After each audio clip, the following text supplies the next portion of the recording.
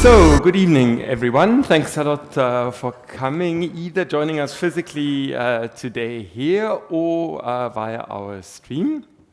And we are back at our ÖFG Peaceful Change lectures and dealing with a topic today that probably is oftentimes neglected, global health. When the pandemic happened, when the corona pandemic happened, then and in the aftermath, one thought that perhaps some of this neglect is going to be overcome. Whether that has really happened or not, we're going to hear quite a bit about that today. And so Stephanie Strobl, and I'm going to introduce you to her quickly, perhaps in a quite a personal way. So some time ago, she sat actually here where you sit today. So she was a my student, and she came and asked me at some stage about a thesis topic, and she said she wants to write about fakes, right? And then I thought, okay. So then I went on Wikipedia, I think it was. I think I have to, I have to admit that. And then I learned that fake is a public health emergency of international concern. Yeah, and she started writing that before Corona happened, actually.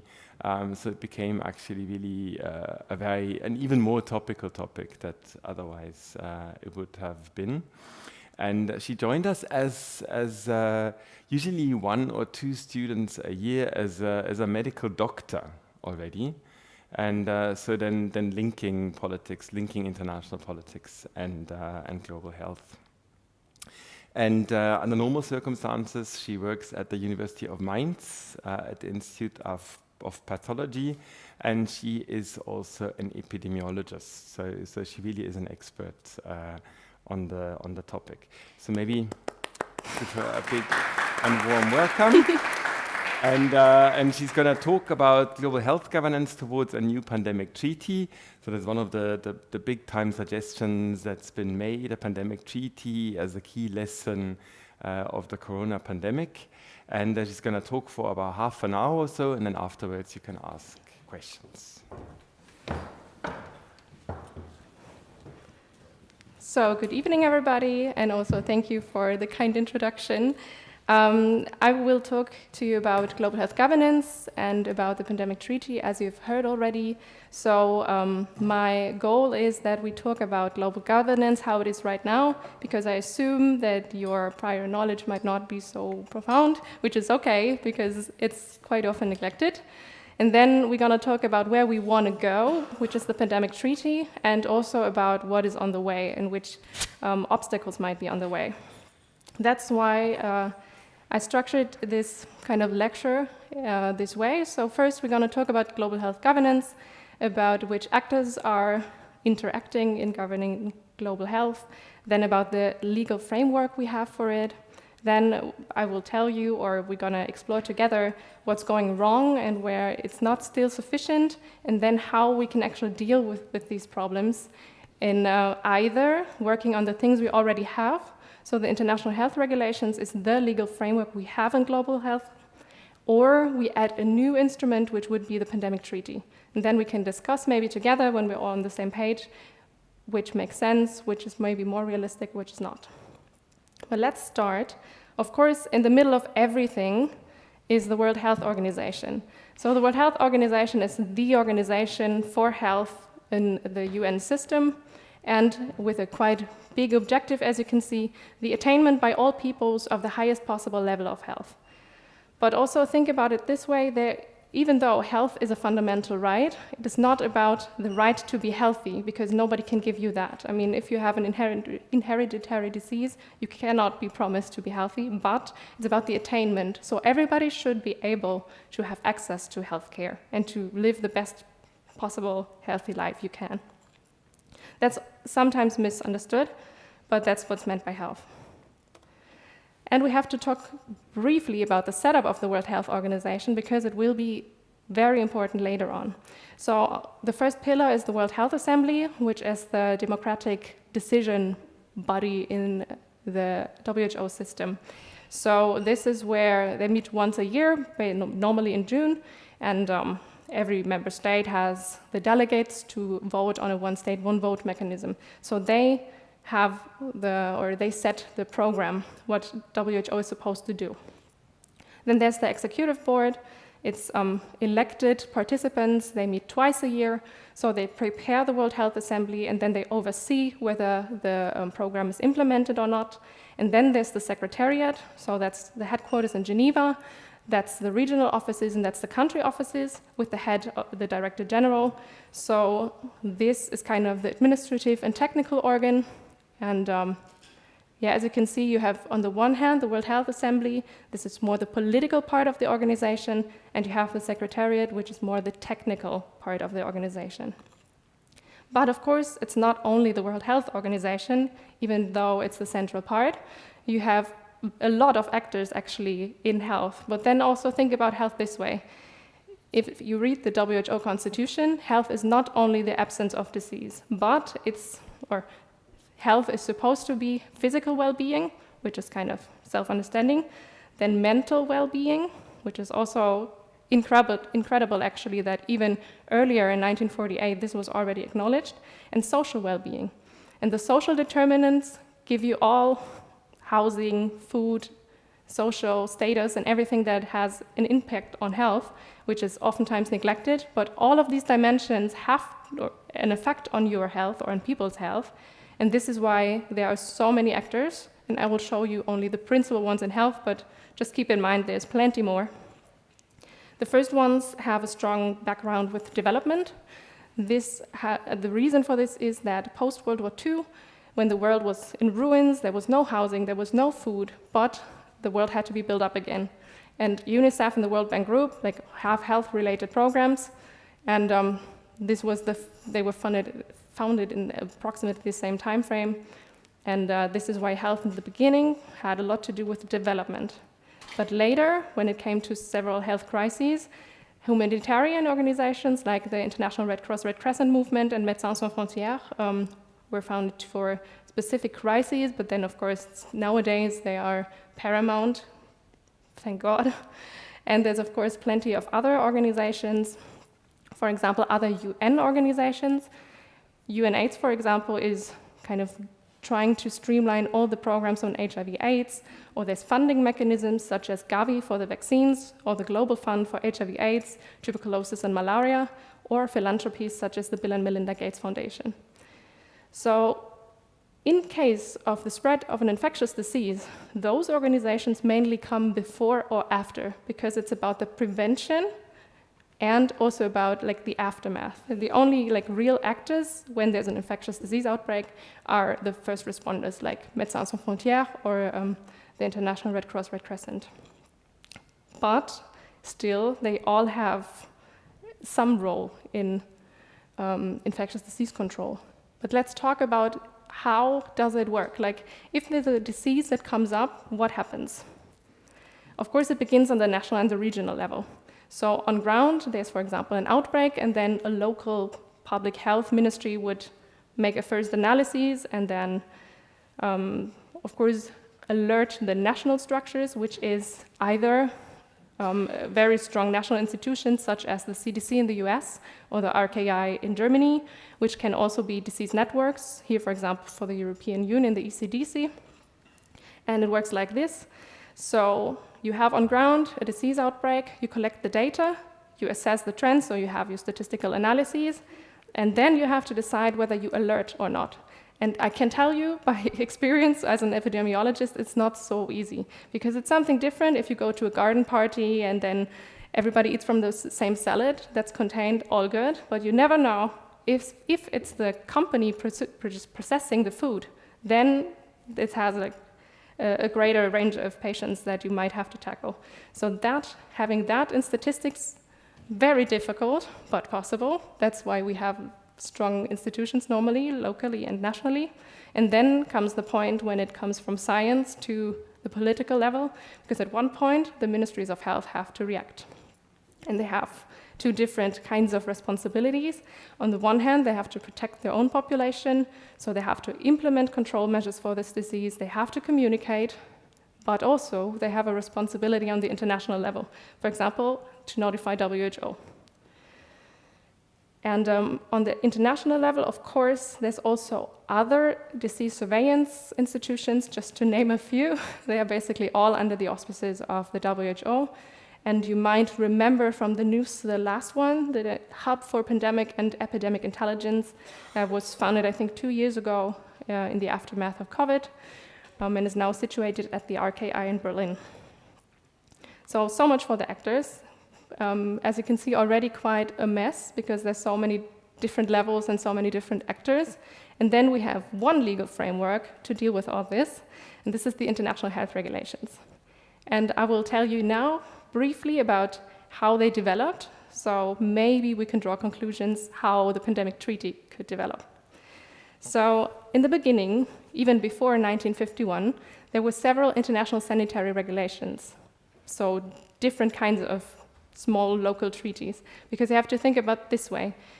Back in the times, like 100 years ago, the trade and travel was so slow that, for example, if a ship with an infected person traveled somewhere, the person got the symptoms on the ship, so you could just, when it arrives at a harbor, have quarantine on the ship, that's it, case solved. But when all the trading and traveling got faster and faster, like a symptomless person could enter a population and introduce a germ in a naive population, and that's when the trouble started, and that's when they had to have regulations for this. And in 1951, they got bundled together in the International Sanitary Regulations. Those got renamed in International Health Regulations in '69, but up to this point, it was only 4 diseases that were covered, like, for example, plague. So you can imagine that it was not, it couldn't fulfill the needs we had in modern times. So that's why in 1995, the World Health Assembly called for a revision, but nothing happened at first. But then 2003, maybe you can imagine, maybe you still recall, SARS. And that was a trigger enough to trigger the revisions for the International Health Regulations in the form we have them today. And they came into force in 2007. So it's a semi-old document, still valid today, and that's the only one that we really have that's also legally binding. So what was so special for the revision? On the one hand, the new version had any illness and any disease. So from the limitation of 4 diseases, all of a sudden you could cover any infectious disease. Perfect. It's maybe also, like medically speaking, the most important one. Which was also remarkable is that state parties or member states all of a sudden had obligations to fulfill. For example, with the minimum core capacity, so that means that member states are obliged to have certain institutions so you can react in case of a disease. So that's like purely preventional, and also maybe not only preventional, but also if a disease comes up, that you have the health structures to antagonize immediately. And another obligation is to report to WHO if something happens on your territory. Then also the WHO got a bit of authority, and for one, they were allowed to take into consideration unofficial reports. So you can maybe imagine that if you have a government that maybe doesn't want to admit that there's a disease spreading, because then travel and trade would collapse and you lose a lot of money. So you would rather wait and see if you can contain it yourself. So you don't have an incentive basically to report, unfortunately, even though it's medically stupid, but that's politics.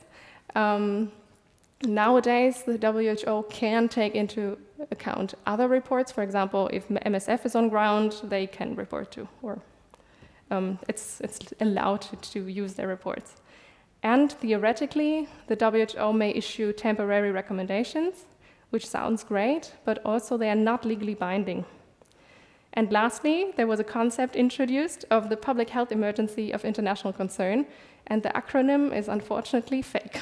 So that's how we say. In the beginning, when I was doing my research, I hoped that it was PIKE or something, but no, it's fake. But yeah, I'm not sure if there was some public relations person, maybe not. And I will briefly talk about the fakes because on the one hand, I like it a lot as a topic, but also because it's very interesting, very important for you, because the next one is going to happen. And then as soon as a disease breaks out, nobody knows what this is about. And it's really kind of annoying, even being like a health professional in the field, that even when you go to Geneva, sometimes the health attachés don't really know what it's about. They talk to you about it. They say, "Oh, this is a fake, this is whatever." But then when you ask, "Okay, but what is a fake actually?" then they cannot answer. And this is super frustrating. And I want you to, like, if all of your friends ask you later, "You studied this politics, what does it mean?" I want you to have an answer to this, please. If there's one thing you remember, maybe that. So, what is a fake? A fake is, in the definitions, an extraordinary event that constitutes a public health risk to other states through the spread of disease and which requires a coordinated response. If you look at that, you might be disappointed because it's quite broad. So there's two reasons why. On the one hand, medically speaking, you need a broad definition if you want all diseases to be encompassed by the definition. Because you can imagine maybe that if it's a virus or a bacteria or wherever it spreads, it makes everything completely different depending on the situation, on the season. And to be able to encompass all diseases, you need vague definitions. And the other thing is, if you want your treaty to be ratified, it has to be vague enough so everybody can agree on it. Because, of course, this is rock solid in theory if you have a proper wording for it.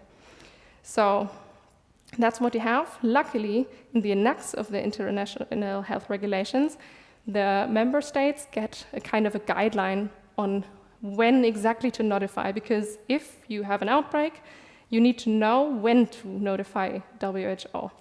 So there's like 4 criteria, and at least 2 have to be met in order to notify WHO. So the number 1 is the event serious? And this means, are there a lot of casualties? Are there a lot of vulnerable subgroups that are target of the disease, so for example, children or healthcare workers? Then number 2, is the event unusual or unexpected? Meaning, is the disease, for example, in a season where it should not appear statistically, or is it in an area where the disease had already been eradicated, and then it's something special if it comes up again? Number 3 is the risk for international spread, which is kind of obvious. And number 4 is the risk for international travel and trade. And this is basically what the whole IHR is about. It's a technical document, and it's supposed to govern the spread of infectious disease in order to avoid the travel and trade restrictions. So you also need to keep that in mind. That was the objective when they drafted it a few years ago. It was not to, because everybody is so altruistic and we want to save everybody. I mean, some want to, some have other priorities probably. So how does it work? If the state reports to WHO, because 2 criteria of the 4 were met, then the Director General of WHO can decide to convene an emergency committee. The emergency committee consists of experts on the field, so they're drawn from the WHO's roster of experts according to the disease that spreads, and also according to the territory it is in, because there's always more to consider than just the disease. And of course, always the state in which the disease is originating can send 1 person. And then the experts discuss, and they discuss whether it's supposed to be a fake, which is kind of an alert, or which recommendations to be given.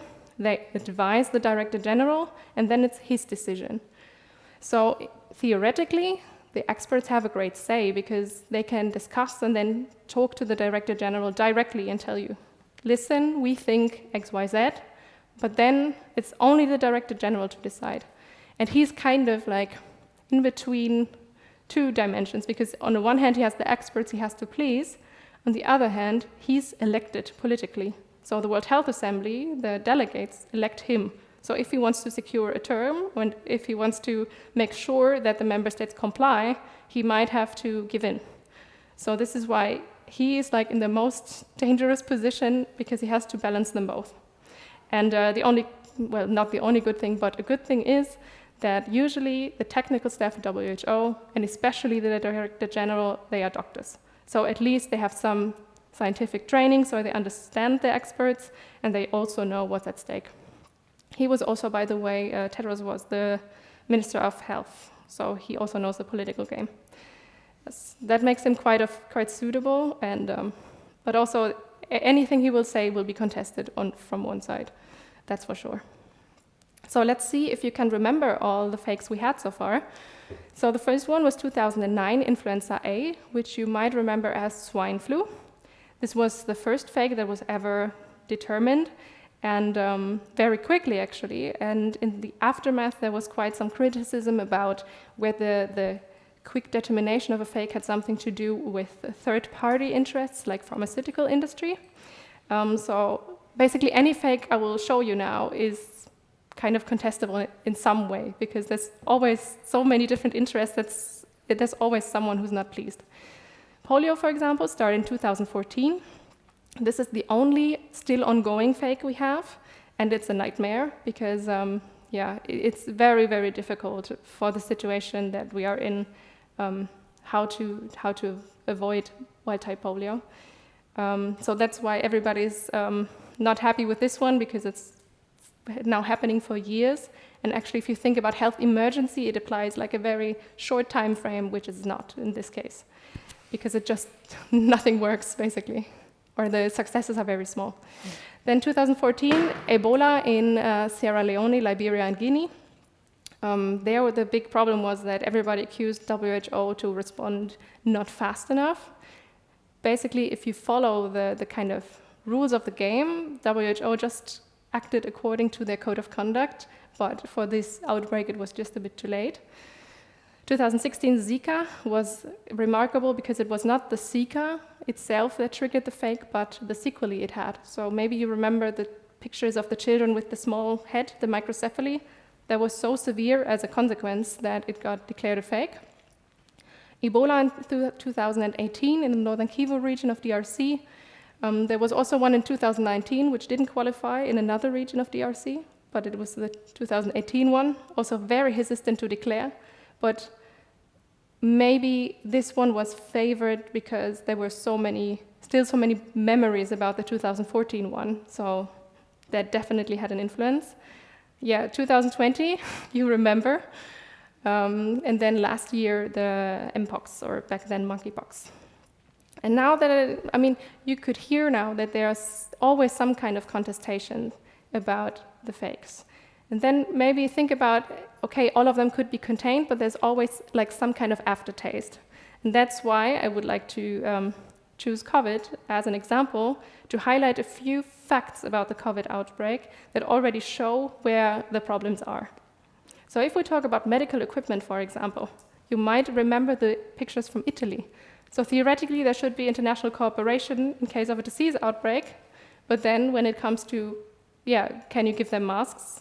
No. Then everybody just, like Germany even had an export ban on medical equipment, because when it is put to the test, probably solidarity and international cooperation doesn't work. That was especially like a slap in the face for the EU, because it took a lot of time to kind of make sure that there is some kind of combined response. But also when you talk about the medication for it or the vaccinations, these are the pictures of vaccination coverage in 2020 and 2022. It's clear who's vaccinated and who's not. And then also the WHO recommendations in COVID. So end of February, so when it got declared a fake in the 30th of January, so 1 month later now, the WHO still advised against travel and trade restrictions to ensure the trade with essential goods. But even at that time point, already 38 countries had measures exceeding the WHO's recommendations, so restricting trade and travel. And then, of course, the same day, a lot of countries also just closed the borders. And that's also was quite interesting that the morning the WHO kind of said, no, please, no travel and trade restrictions, and then everybody closed the borders. So that's how you see what a rank WHO recommendations actually have in daily practice. So those were examples from the COVID outbreak, but let's go a bit more general. After COVID, there was the Independent Panel for Pandemic Preparedness and Response. So they identified 6 key pillars that you need for pandemic preparedness and response. And I would like to talk them through with you and to see whether we are kind of fulfilling the task. The first one, International Rules and Pandemic Agreement. So the treaty that we're heading to and what the treaty that we have. But then when you think about it, the pandemic agreement currently under negotiation, that's what the diplomats say that are currently on the negotiation table. It's clear that there's no agreement on anything. There are very different expectations and priorities, and there's a big divide between the global north and the global south. So yeah, not a common idea of where we're going. And then for the IHR 2005, no revision planned. And I remember 3 years ago, there was actually a meeting at WHO headquarters where experts from all over the world came together in order to have an assessment what would be needed in the IHR, so whether we needed a revision, what should be in that revision, and if it's possible. And that document was kind of given directly to the Director General, and I could be there when they discussed.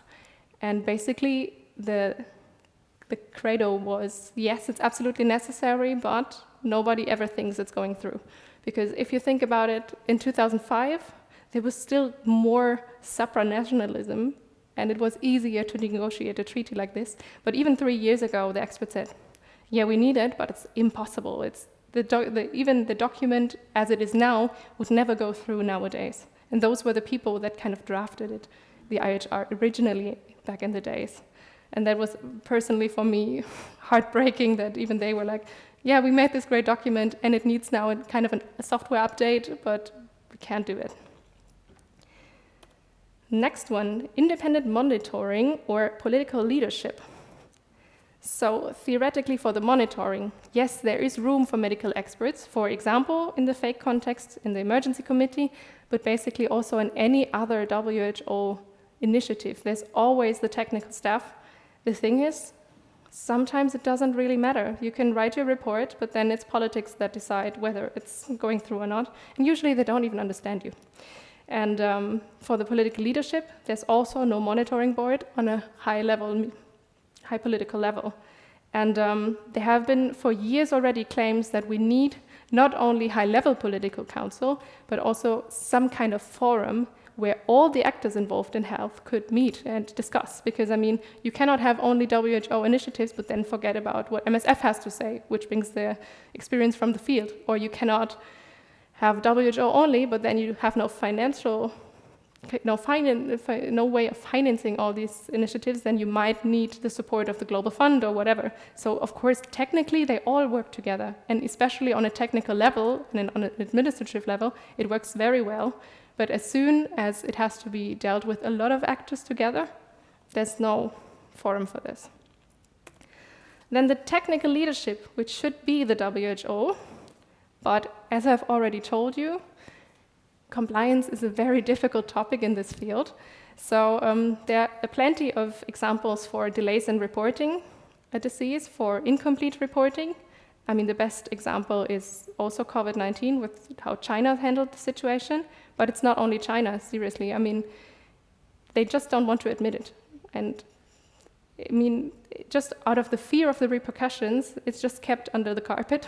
And then, yeah, it's very difficult, even with external reports, to get to know what's going on. And even then, you have to kind of please your member state in order to get this information. So it's always kind of a trade-off. And then, of course, the border closures I've already told you about, and there's nothing you can do. So even if there's non-compliance, yeah, bad luck for you. So that was also a point that everybody wanted to address, but of course nobody wants to commit. The financing. I want to show you one graph, which I really love to show because it says everything. So this is the WHO's funding. You can see in the dark blue, that's the assessed contributions. So that's the contributions that each member state has to pay, and let alone that they are sometimes just not paid, and you cannot do anything against it. It's just 13%, because the chronic budget deficit of the World Health Organization triggered that the member states found a very, very good way of countering that by introducing the concept of voluntary contributions, which make up 87% right now. And this means that as a member state, you just fund the programs that are according to your needs and give money for a very specific program you really like a lot. And so you can sideline the democratic elected, determined program of the World Health Assembly, because you can just channel the funding the way you want it to be. So this is how a lot of developing countries lose grip, because, I mean, of course, who can afford the voluntary contributions? That's quite clear now. And yeah, that was a very great idea, and it works perfectly. And also, just by the total funding, 7 billion. Usually, like, that's what the Bill and Melinda Gates Foundation, like, they don't even have more. The Gavi has the same budget for 1 year. So the World Health Organization is supposed to fulfill all its tasks, so all over the world and everything, with no money at all for what they actually have to do. So they regularly downsize staff, and then everybody's surprised that COVID happens, for example, and nobody can react because there's no one in Geneva, because there's just no money. And this is ridiculous. Like, even there are actually articles that say that a lot of US hospitals have more budget. And that's kind of ridiculous. But that's what it is. And then, yeah, outbreaks happen, and there's so much you can do. Lastly, the medical countermeasures. I've given enough examples for that. So we'll just show the graph of the vaccinations again, because I like it so much. And because it's just, yeah. I mean, if you think about who can afford the voluntary funding, that's the people that are vaccinated too. So a lot of problems. Let's talk about how we can probably deal with those. Maybe not such an optimistic outlook I can give you now, but I'll still try. So the IHR revisions are not completely off the table. So they come up again and again and again. However, yeah, the kind of political environment is not there. So what they do sometimes is they have amendments. Yeah, unfortunately, you cannot really read it. So over 300 proposed amendments to the international health regulations were already proposed. So they kind of add small elements to it, because obviously it's more easy to agree on those than to change up a whole revision process. So that's kind of how they try to bypass the problem that everybody knows, that a new revision could not be agreed upon, by just adding few things, small things. And everybody also agrees that the revision would be urgently needed, because, of course, you need a document that has teeth. I mean, how do you want to do it if you cannot sanction non-compliance, or if you cannot give incentives for compliance? And if, for example, core capacity building, it's self-reporting. Yes, congratulations. I can also tell my country is amazing. Oops, signed. Amazing. And yeah, the revision should update the vague and indirect rules. But yeah, we cannot expect it to happen. So this is why all of the political hopes are set on the Pandemic Treaty. So there's really strong international support for this one. So let's see how it went so far. In November 2020, the President of the European Council, Charles Michel, proposed a pandemic treaty at the Paris Peace Forum.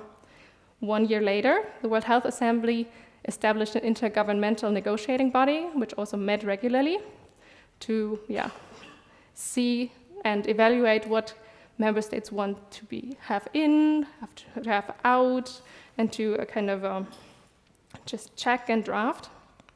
In February 2023, so this year February, there was a 0 draft, which was not as bad as expected, but also not a revelation. And nowadays, the negotiations started, and supposedly next May, we are going to have a proposed instrument now. However, we still don't know what it's going to be.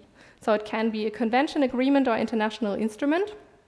Yeah, cool. That's what I expected, but yeah, who knows?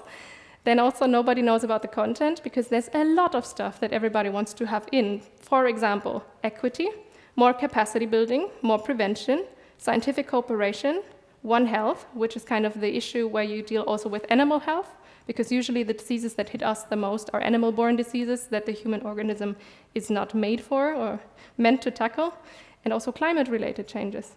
But that's a broad set of things that need to go in a document we really don't know which form we'll have. And also it's not clear how it will link to the IHR. So it's supposed to become a legally binding treaty. It's supposed to be health security, but that's all we know. And then also, yeah, we have the IHR in place that are kind of working, but it also has to be complementary. But also no opinion or no ideas for that, at least no innovative ones. So this is everything we don't know. So, yeah, I just told you earlier, we still don't know how to define pandemic. So it's tough, but at least we're still negotiating. But let's see how we are doing and where we're going, because some voices or some experts say that probably it's unlikely that they're going to make it until May 2024. And everybody's like, of course, stressing that it's not easy to come together with all the different positions.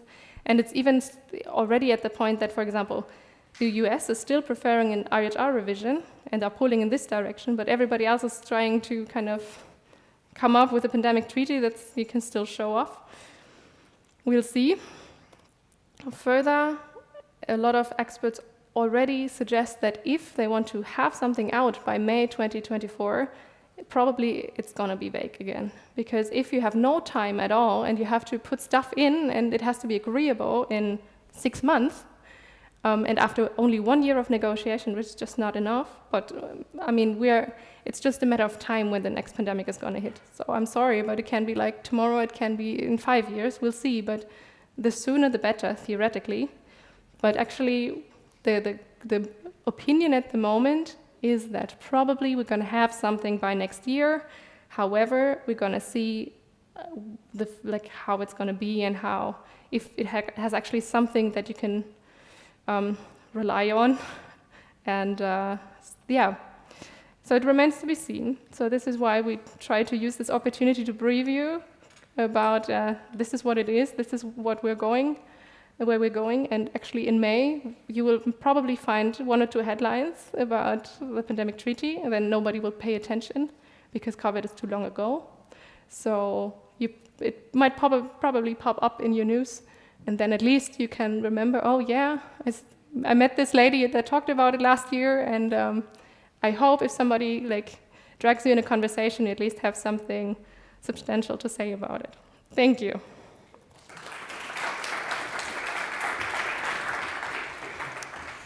Stephanie, thanks a lot. So I'm not sure whether all of you are going to feel safer now or not. Some of you may become quite pensive. I always get a little bit pensive when I hear these things.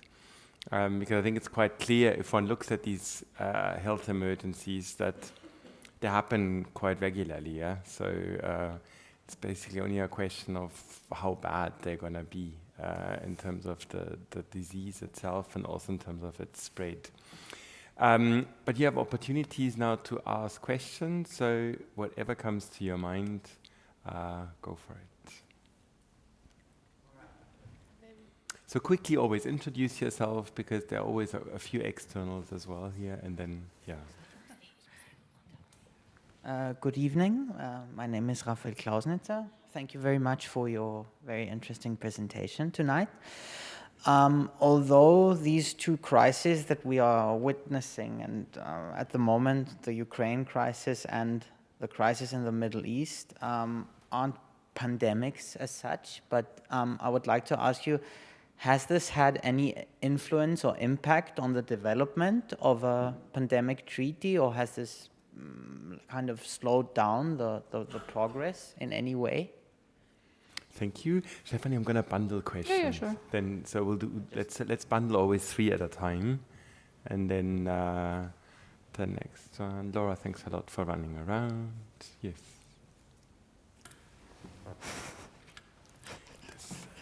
Try with this one. This one doesn't work either. Thank you very much. Thank you very much for your presentation. Found it very interesting. And my name's Johannes. I'm Mainz 2. I have a question about I actually have 2 questions. I hope it's okay. My first one is about misinformation. We saw during COVID that misinformation spread almost as quickly as the disease. What role, if any, would the future convention or instrument have to combat that?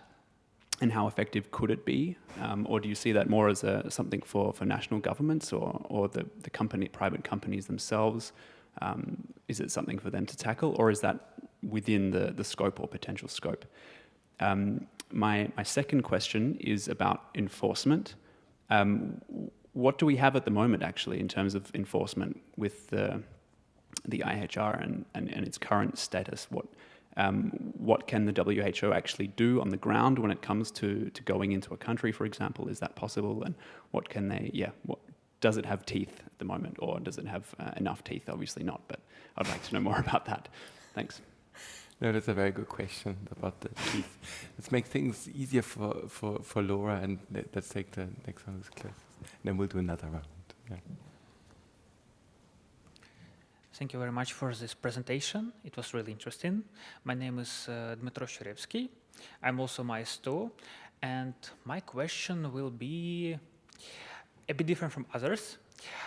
So if we define health as a positive health, as a social, physical and psychological well-being of a person, how would you say, in regard to the situation with COVID pandemics, to what extent a new pandemics treaty will be healthy in terms of social and psychological health?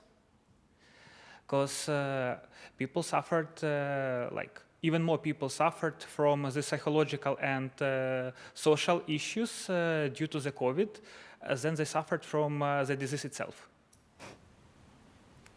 Stephanie, I think it's time to give you the word. Tricky questions, though, but very good ones. Yeah. So for the Middle Eastern and Ukrainian crises, I don't think they have a direct impact because, for example, in the negotiations, maybe in between coffees you talk about it, but in general, for the negotiations as such, probably not.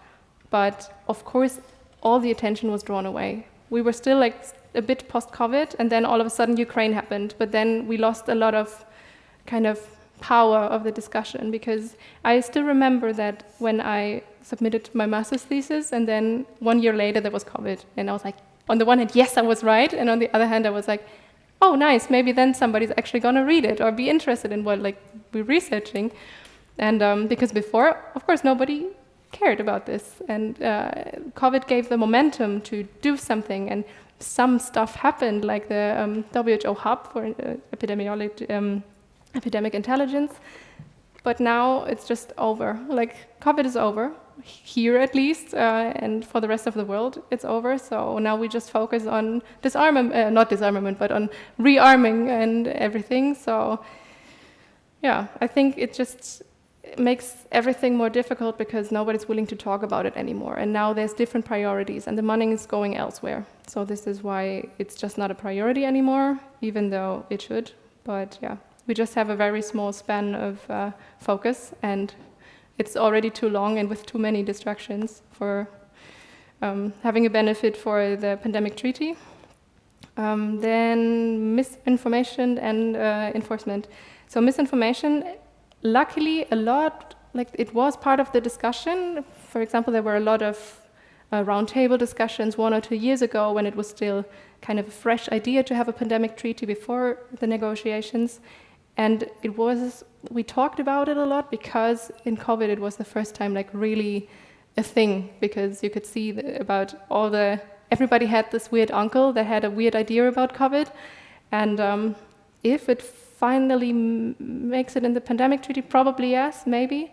But then still, even their enforcement is a problem. I mean, how do you want to control private enterprises like Google or all the social media? So I think even if it is a topic, and I hope it is, and I could imagine it is, yeah, I mean, it's something that you have in a treaty, but what are you going to do about it? Because you cannot obviously force the private sector you cannot even force your own state parties that are part of your legal treaties, or how are you going to deal with the third parties? And enforcement, yeah, there's none. So the WHO cannot go into countries. I mean, they can, but not because they say, okay, we're going to check it now. But COVID is a good example how WHO kind of appeased China, and then they were invited, and then they checked out the situation, and after they were there, then the fake happened. So I mean, I'm not sure if it's conspiracy theory, but some voices in Geneva said that, yeah, maybe they just had to discuss the terms and conditions under which a fake is actually possible for China. And because it was a bit weird, like first the emergency committee met and they couldn't agree to call it a fake. Then all of a sudden they were invited to China, and after those talks, all of a sudden it could be a fake, even though the numbers were, self-explanatory. But that, happened on. So everything you want from member states, you have to get by, pleasing them, because there's no other way. And I mean, health is not the only, unfortunately, not the only topic in which it's just the way it goes. But that's what we have. And then it's the scholars that say for years that we need sanctioning, we need something, but what can you do? I mean, you can, I think, suspend the vote in the World Health Assembly for one term. Wow.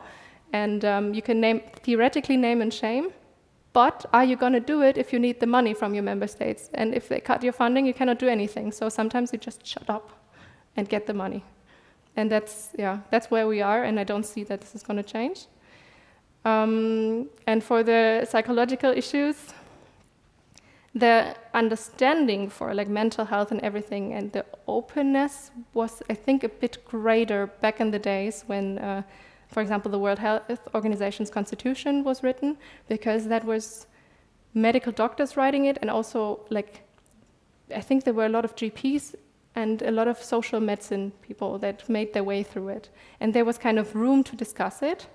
Now we also have room to discuss it, but I don't see it in a treaty like this, because that's kind of a consequence that is not, the understanding is not there, that this is kind of all, that it's not only about the casualties you count, but also what happens afterwards. But for like crisis response and probably what's like about the control of infectious disease, that's something that's like too long-term as a consequence. So it's not really in the focus of these kinds of discussions. And it's just another, maybe also would be another point that complicating things, and also maybe then something that should be dealt with nationally, because if you can do that on an international level, you can just acknowledge it, maybe to have like, yes, this is an issue, member states are obliged to or shall XYZ, but I mean, it would be very, very specific also depending on which kind of healthcare structures you have nationally. So I'm not sure if that's kind of the right forum to discuss this stuff. So it should be more, could be more on the national level. But I'm not, I wouldn't say that there could be something on it, but then it cannot be something that, I mean, we first have to deal with all this, the immediate stuff and see if we can get it done. And then this is something that, also most of the people neglect still. Thank you. And then we're going to do another round. You had a hand up for a while. Let's just keep 1, 2, 3. Yeah. Hello. My name is Mariam Cindy. My question is, do you think the pharma industry plays any role in the talks for the treaty? And how can it be ensured that high-income countries don't prioritize industry interests? Thank you. And then maybe just to you. Oh, good. So my name is Callie Patton. Like everybody else, I want to say thank you for the talk, and I found it extremely interesting. I wanted to ask more about the minimum core health capacities for the IHR, and are there capacity building programs built into the WHO to ensure that countries, at the time that it was passed, could meet these core requirements? Because if not, then it seems to me perhaps a little bit problematic that maybe the countries most needing of health access wouldn't be able to have it. So that would be my question. Thank you. And now finally. I can ask my question. Hi, I'm Navina. I'm also a Mainz 2 student. Thank you for the talk. It was really interesting, especially considering I wrote my last paper in law school on a universal right to health. So I wanted to ask you, or in my research, I found that the right to health, as you probably know, is not universally realized at the moment. Do you think that it could ever be universally realized, for example, with the pandemic treaty? Or do you think that the way that the right to health is legally constructed prevents it from ever being a universal right. Thank you. Thank you. Stephanie. Okay, so first the industry. I mean, there are ways to where there are like attempts to kind of limit the influence of third parties in general and the industry. For example, by what you can also see in any research article, that you have to kind of show openly. Like, for example, there's a lot of doctors that get money by giving talks for certain companies, which is okay in the sense of, I mean, if they have a forum where they need an expert to talk, it's something, but then you just need to display that you have like financial interests. So this is usually also for the emergency committee members, they have to lay that open, and that's taken into consideration. So theoretically, there are measures how you can avoid or limit at least the influence.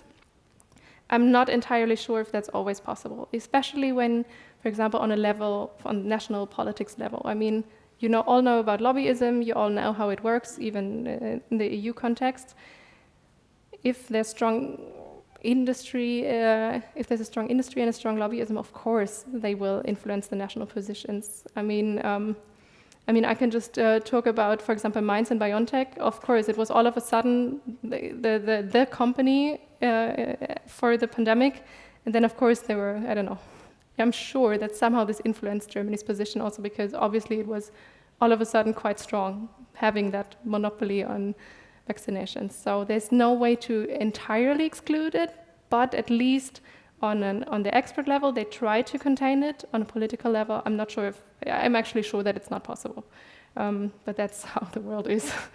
And for the core capacity building, there is, I think, a reporting obligations every 2 years in the IHR, but also some health attachés in interviews already told me that's kind of reporting fatigue already, because you have to, I mean, for anything, but then also you have to report on this stuff. And then, of course, you can also question how effective self-assessment is, and number one, and then also the countries that need it the most can ask for support from WHO, so they could send in external reviewers that go to the ground and help you to develop. However, if you don't have the money for building up a healthcare system, it's great, then you have an expert who tells you should do this, this, and this, but then you still have no money to do it. So theoretically, there is kind of making sure that core capacity building is happening by the self-assessment, but of course it's theoretically, I mean, there should be something stronger, some more enforcement, but that's what it is. But then still, even if countries try to ask for expertise and try to, I mean, there's a lot of WHO initiatives where this is all, like, this just sends someone from Geneva or a few people on a mission to help, but then still, if there's no money, and of course, in developing countries, oftentimes health is also not a key priority. You get your industry running or whatever. But that's what it is. If you only have scarce resources, health might not be your number one priority. But also an IHR will never gonna change this. And lastly, for the right to health, I'm sure that there's gonna be a sentence like, yeah, health is a fundamental right, maybe somewhere. I mean, it's already quite bold in the WHO's constitution, but I think that's all that's ever gonna happen. And the thing is also, if you have a statement like that, will already be a point of contestation for negotiations, because there's for sure some nations that might not be of the same opinion, and that's probably some parts that you can easily kick out, because then you say, yeah, but it's not about human rights or whatever. So I don't see that it's happening more than just like what we always do. We just say, yes, we respect human rights, full stop, and that's what we're gonna do. And the same with any human rights issue, the same is happening to health, and maybe even less, because health, nobody's interested in it if nothing happens. And even in an emergency, the last thing you talk about is the right to health. Because, yeah, it's just, I don't know, because also when you talk about countries when it's not so easy which doesn't meet the goals of safeguarding the attainment of health, yeah, what are you going to do about it? So they will also just tell, yeah, cool, we'd love to, but here's our stats. So we don't, and that's it's frustrating, and it's the same with any human rights issue. And health being not a key priority doesn't make it a lot easier. More questions? Yes. Hi, my name is Lakshmi. I have a kind of broad or vague question, I hope. So how did geopolitics sort of play a role in who got the resources during the COVID pandemic? Like, which countries got the resources and who gave them? Like geopolitics and like resource distribution, basically. Mm-hmm. Thank you. Thank you very much for your talk. My name is Julia, and I'm a Mainz 2 student. Could you maybe elaborate a little bit on like what's the role of NGOs like the ICRC or Doctors Without Borders during the pandemic treaty? Are they part of the discussion at all? Because at the end of the day, they are the ones on the ground during a pandemic. Thank you. Anything else? Then otherwise I would close the list of questions. Another one, number 3. Okay, very last one. Hope it's okay. I just want to touch base on the enforceability again. Is it the result of a state's internal ability or inability to agree on some form of some mechanism, or is the problem bigger? Is it like a multilateral problem where no one is agreeing with each other on certain things? And if it's that, then is there a possibility of states kind of agreeing to like minimum standard operating procedures where, say, maybe 20 states say, okay, we go for this? Is that possible? And I know from a health perspective that's probably not possible when you talk about a global pandemic, but could it be the case that there's sort of like a coalition of the willing that emerges from these negotiations? Thank you, Johannes. Good. So then, Stephanie. Okay, so the geopolitics in health or resources. Basically, I think it's all only geopolitics, seriously, because health is, I mean, there's this thing about high politics and low politics, and health used to be low politics, and maybe it still is now that COVID is over, or is it again? And I think it's just, like, even when you think about who sits in Geneva, it's health attachés who get the mandate from the Ministry of Foreign Affairs. And of course, they kind of have to deal with their own Ministry of Health too and get their expertise and their position from that. But this is politics only. And this is what you can see in how you get, for example, China maybe to agree, or how you, I mean, this is, yeah, it's just traditional diplomatic processes that govern health too. So this is why there's no getting out of this. And it's like anything else, that if you have the resources, like monetary-wise, of course, you're going to get your things through because of, for example, the budget, or, yeah, sometimes a friend of mine worked in a mission in Geneva, and he was like, yeah, but then you just, for example, if you have one ride in the car with a certain minister of health, then probably your position changes all of a sudden. So this is still how it goes. This is why, yeah, basically this is geopolitics. This, or maybe that's also my meanwhile frustrated way of thinking about it, because I was probably a bit naive, being like a medical doctor and trying to treat patients, and then I wanted to learn everything about how it goes on the world stage, and then, yeah, the deeper you fall into the rabbit hole of international relations, the more frustrated you get. So be ready, in 5 years, it's your turn. Yeah, so I'm sorry that I cannot give you like a more optimistic, or I would love to say like, no, we just love humans and we want humans to survive, and that's why we forget about all the geopolitics. No, we don't. So then for the next one with the NGOs, currently, but that's kind of vague knowledge now, I don't think that they are at the negotiation table, because currently it's member states' positions that are about to be discussed. In general, NGOs don't have a very strong position. So for example, in WHO, in the World Health Assembly, there can be observers.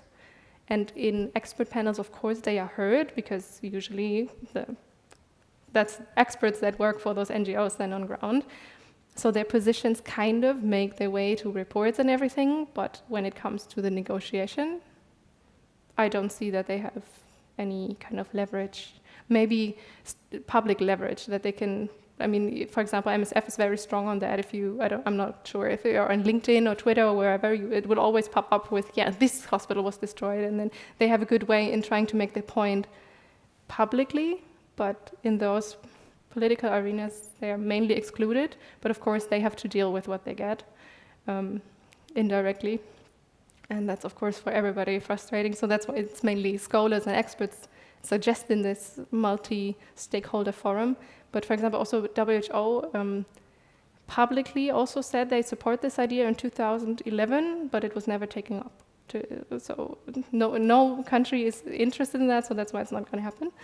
And that's actually basically the same answer I would give to the enforcement one, because I think every country internally agrees that they just don't want to be checked on. So I think that, or I cannot imagine that in those negotiations someone would, because it's a very sensitive field, it's like health, it touches upon national security, so you don't want to give up your control and to kind of invite people to, yeah, come to my place, please. I mean, I was hiding a pandemic from you, but go check for yourself. So that's not how it works. So I think everybody, like every nation, agrees not to give a lot of authority unless they really have to. And that's the same for any kind of treaty, for any kind of field that you're going to study here or later in your life. All these international organizations just have as much power as the member states are willing to give.